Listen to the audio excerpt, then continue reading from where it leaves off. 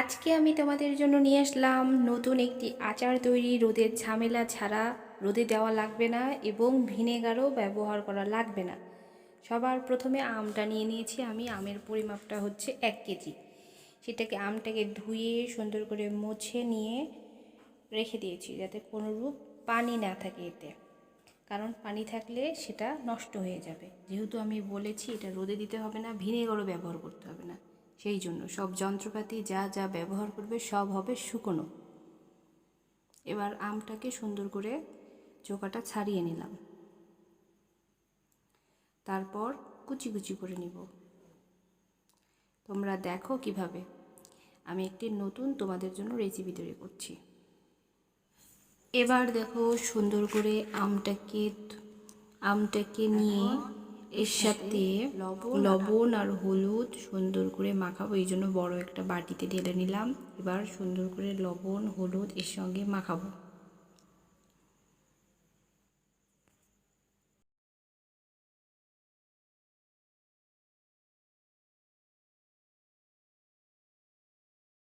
ভালো করে মাখানো হয়ে গেছে। এবার এর সঙ্গে আধা কেজি চিনি পাউডার গুঁড়ো করে রাখছি। এটা পাটায় বা ব্লেন্ডারে বা কিনেও নিয়ে আসতে পারো, যে কোনোভাবে তোমরা ব্যবহার করতে পারো। আধা কেজি গুঁড়ো চিনি অল্প অল্প করে আমি আমের সাথে মাখাবো। একসাথে মাখালে দলা পাকিয়ে যেতে পারে, ভালো মতন সব জায়গায় নাও হতে পারে। এই জন্য অল্প অল্প করে মাখাবো এবং সুন্দর করে এর সাথে মিশ্রণ করব।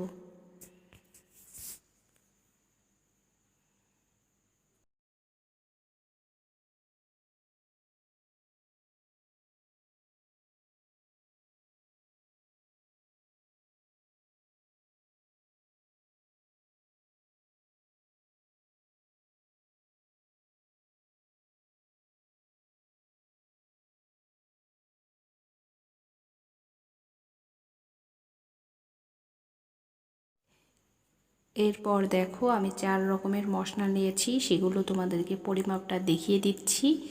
এই 4 রকমের মশলা একসঙ্গে ভেজে নেব।